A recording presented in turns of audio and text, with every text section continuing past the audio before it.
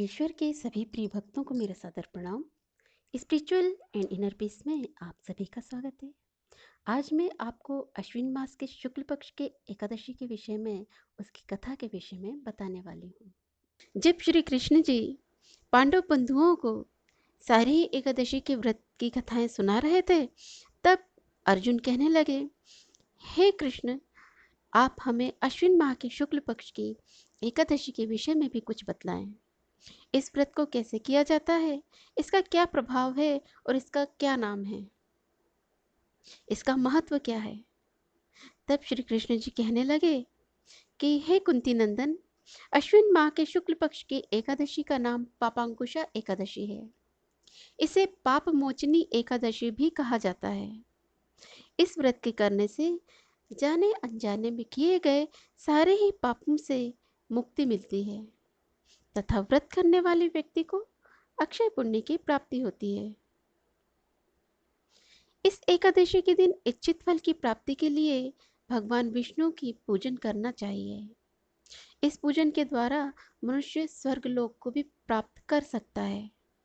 इसलिए हे अर्जुन, इस एकादशी के दिन इच्छित फल की प्राप्ति के लिए मनुष्य को भगवान विष्णु का पूजन अर्चन करना चाहिए। इस पूजन के द्वारा मनुष्य को स्वर्ग लोक की प्राप्ति भी हो सकती है। अतः हे अर्जुन, जो मनुष्य कठिन तपस्या के द्वारा भी जिस फल की प्राप्ति करता है, वह फल इस एकादशी के दिन क्षीर सागर में भगवान श्री शेषनाग की शैया पर विश्राम करने वाले, शयन करने वाले भगवान विष्णु को केवल और केवल प्रणाम कर देने मात्र से ही प्राप्त हो जाता है। वह मनुष्य यम लोक के सारी ही पीड़ाओं से, कष्टों से मुक्ति पा लेता है। जो विष्णु भक्त भगवान शिव की निंदा करते हैं और जो शिव भक्त भगवान विष्णु की निंदा करते हैं, वे तो नर्क के ही भागी होते हैं। 1000 अश्वमेध यज्ञों के और 100 राजस्व यज्ञों का जो फल होता है, वो इस एकादशी के फल के 16वें भाग के बराबर भी नहीं होता है। अतः इस एकादशी के व्रत के समान संसार में अन्य और कोई व्रत नहीं है। एकादशी की तिथि के समान विश्व में कोई भी पवित्र और पुण्य फलदायी तिथि भी नहीं है। जो मनुष्य एकादशी के व्रत को नहीं करता है, वह पापों से घिरा ही रहता है, क्योंकि इस एकादशी के द्वारा पापों से मुक्त होने का सरल और सुगम उपाय अन्य और कोई नहीं है। अन्य कोई भी उपाय आप करते रहें, परंतु बड़ा ही कष्ट और कठिन होता है। परंतु इस एकादशी के व्रत के करने मात्र से आप सारे ही पापों से मुक्त हो जाते हैं। ये बड़ा ही सरल और सुगम मार्ग होता है। जो मनुष्य किसी कारणवश केवल एकादशी का व्रत व उपवास करते हैं, तो उन्हें यम के दर्शन नहीं करने पड़ते, उन्हें यमदूतों के द्वारा कष्ट और पीड़ा नहीं दी जाती। इस एकादशी के व्रत के करने से मनुष्य को निरोगी काया की प्राप्ति होती है, सुंदर स्त्री की प्राप्ति होती है, वह धन्य धन से परिपूर्ण होता है, पुत्र पौत्र आदि से संपन्न होता है और इस लोक में सुखों का भोग करता है। और जब उसका अंत समय आता है तो वह स्वर्ग लोक को जाता है। जो मनुष्य इस एकादशी के व्रत में रात्रि जागरण करते हैं, उन्हें सहज ही स्वर्ग की प्राप्ति हो जाती है। इस एकादशी के व्रत को करने वाले मनुष्य के मातृपक्ष के 10 पुरुष, पितृपक्ष के 10 पुरुष तथा स्त्री पक्ष के 10 पुरुष भगवान विष्णु के रूप को धारण करते हैं और सुंदर आभूषण से परिपूर्ण होते हैं और विष्णु लोक को प्राप्त करते हैं। जो मनुष्य अश्विन माह के शुक्ल पक्ष की पापांकुशा एकादशी का विधि विधान पूर्वक उपवास करते हैं, उन्हें विष्णु लोक की प्राप्ति होती है। इस दिन गो, भूमि, अन्न, जल, खड़ाऊ, छत्र, वस्त्र आदि दान करना बड़ा ही पुण्य फलदायी होता है। जो भी इन्हें करता है, उस मनुष्य को यमलोक नहीं जाना पड़ता। दरिद्र मनुष्य को भी अपनी यथाशक्ति अनुसार कुछ तो दान पुण्य अवश्य ही करना चाहिए। जो मनुष्य तालाब, बगीचा, धर्मशाला, प्याऊ आदि बनवाते हैं, वे नरक यातना से मुक्ति पाते हैं। वह मनुष्य इस लोक में निरोगी दीर्घायु वाले पुत्र को धन धान्य से परिपूर्ण होकर सुख भोगते हैं तथा अंत में स्वर्ग को जाते हैं। भगवान श्री हरि की कृपा से उन्हें दुर्गति की प्राप्ति नहीं होती। इस कथा का सार यही है कि मनुष्य को पाप करने से बचने का दृढ़ संकल्प लेना चाहिए। यदि देखा जाए तो भगवान विष्णु के इस केवल और केवल स्मरण और ध्यान करने मात्र से ही सुखदायक और आनंददायक पापनाशक पुण्य फल की प्राप्ति होती है। यदि इन नारायण से आपको प्रेम हो जाए तो कहना ही क्या।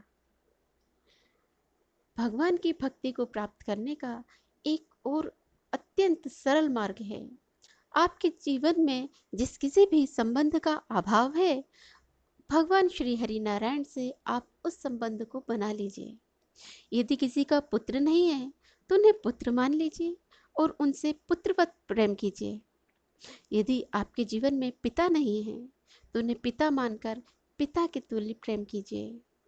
यदि आपके जीवन में माँ नहीं है तो आप उन्हें माता के समान प्रेम कीजिए।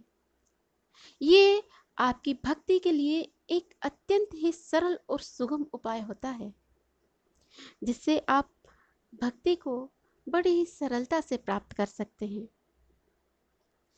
इस एकादशी के दिन प्रभु का स्मरण कीर्तन सभी क्लेशों को और पापों का शमन करने वाला होता है।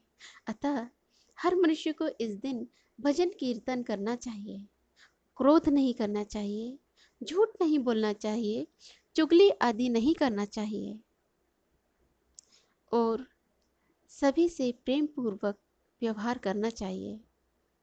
जो लोग ऐसे कुकर्मों से ग्रसित हैं, उन लोगों से दूर रहने का प्रयास करना चाहिए।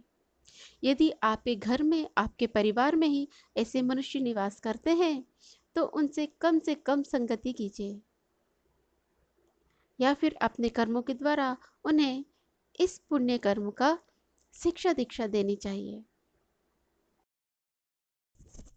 इस व्रत कथा के अनुसार विंध्य पर्वत पर क्रोधन नाम का एक बहलिया निवास किया करता था। जब उसका जीवन काल समाप्त हुआ तो यमराज ने अपने दूतों से कहा उस बहलिया को यमलोक ले आए। परंतु कहा जाता है कि यमदूतों ने उस बहलिये को यमराज की बातें पहले ही बता दी थी। जब बहलिये ने ये बात सुनी तो वह मृत्यु के डर से आतंकित होकर विचार करने लगा और अपने जीवन काल को स्मरण करने लगा। उसे स्मरण हुआ कि पुण्य कर्म तो बहुत ही अल्प हैं, परंतु उसने पाप कर्म बहुत अधिक किए हैं। अब वह डर रहा था कि वह इसका क्या उपाय निकाले। तब वह अंगीरा ऋषि के आश्रम में गया और उनसे प्रार्थना करने लगा। तब अंगीरा ऋषि ने अपने करुणामय स्वरूप में उसे बड़ा ही सरल और उत्तम उपाय बताया।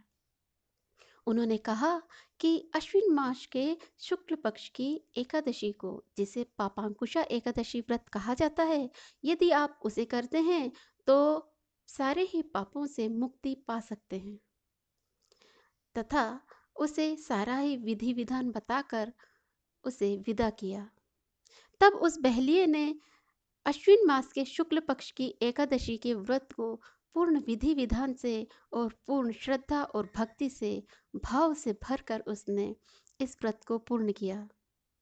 इस व्रत के प्रभाव से उसे सारे ही पापों से मुक्ति मिली और अंत में वह भगवान विष्णु का स्वरूप होकर वैकुंठ को प्राप्त हुआ। भगवान श्री राम ने इस एकादशी व्रत के एक दिन पहले ही रावण का वध किया था। रावण भले ही असुर प्रजाति का था, वह एक राक्षस था, परंतु था तो वह ब्राह्मण कुल का ही। अतः भगवान श्री राम को ब्रह्म हत्या का पाप लगा हुआ था। अतएव सारे ही वानर, रीछ आदि के संग लक्ष्मण और सीता को साथ लेकर भगवान श्री राम ने इस एकादशी के व्रत को किया और ब्रह्म हत्या के पाप से मुक्ति पाई। तो ये थी अश्विन मास के शुक्ल पक्ष की पापांकुशा एकादशी व्रत कथा। आज के लिए केवल इतना ही। इसके आगे हम फिर किसी अन्य वीडियो में मिलेंगे। तब तक के लिए आप लोग मुझे आज्ञा दें। यदि आपको मेरा ये चैनल पसंद आता है तो इसे आप लाइक करना ना भूलें। साथ ही आप इसे सब्सक्राइब अवश्य करें और बेल आइकन को अवश्य ही प्रेस करें, जिससे मेरे सारे ही नोटिफिकेशंस आपको समय पर मिल सकें। तो यदि इस कथा के वाचन में मुझसे कहीं कोई भूल हुई है, कोई चूक हुई है, तो कृपया आप मुझे क्षमा कीजिएगा। तो आज के लिए केवल इतना ही। तो जाते जाते आइए हम एक बार फिर भगवान श्री हरि नारायण के उस पावन चतुर्भुज रूप को स्मरण करते हैं और बड़े ही प्रेम से श्रद्धा से भरकर कहते हैं, हरे कृष्ण कृष्ण कृष्ण हरे हरे, हरे राम राम राम हरे हरे। जय श्री कृष्ण, जय श्री राधे। नमस्कार।